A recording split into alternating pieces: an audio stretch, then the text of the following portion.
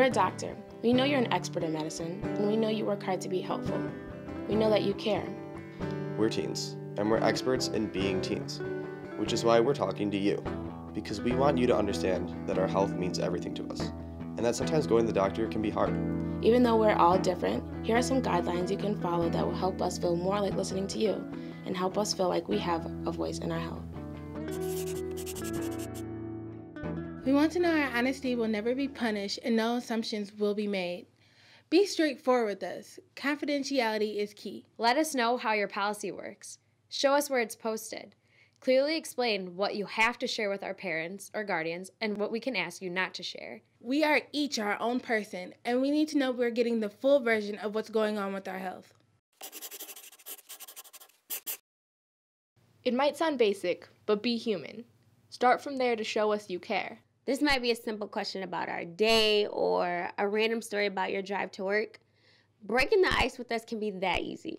You don't need to try to be our friend, and you don't need to try to use our slang or make pop culture references to relate. Just calling us by our preferred name and remembering that what we're interested in can go a long way. And if you ever run late for an appointment, try to acknowledge our frustration and meet it with your patience. And if we're ever late to our appointment, keep in mind we're not always in control of our circumstances. Your patience with us is really appreciated. Talk to us like we're adults, but check in with us and make sure we understand the terminology, the causes, and the consequences. Please help us understand our options, but not too many. And if we don't seem in the mood to talk much, please don't push us. It's not personal. We might be struggling with some sensitive subjects, and sometimes it's just tough being a teen. So last time I was at the doctor's office, my mother was in the room every time I would answer a question.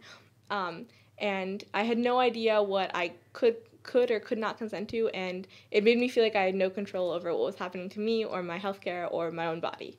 It would have helped if the doctor had asked my mother to leave, if I had been able to talk to him one-on-one, and if he had some sort of poster or pamphlet or just told me verbally what I was allowed to say, knowing that it would not get back to my parents, and what he would have to tell her.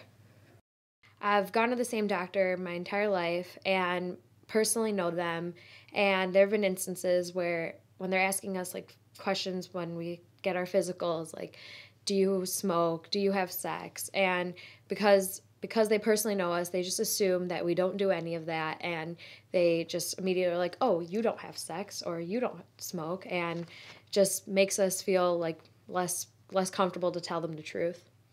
When I was younger, I was suspended from school for kind of just like a tempered flare, you could say. My mom decided she was going to take me to my doctor, and she treated me as if I were a child who'd had no concept of right and wrong, and it just did not make me feel like I was understood, and I needed that understanding. I didn't need a lecture.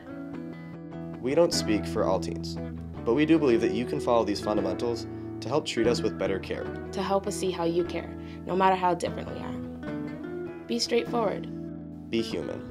Confidentiality is key. Check in with us. Talk to us like adults. Give us options. Keep us in the loop. It's our body, our life.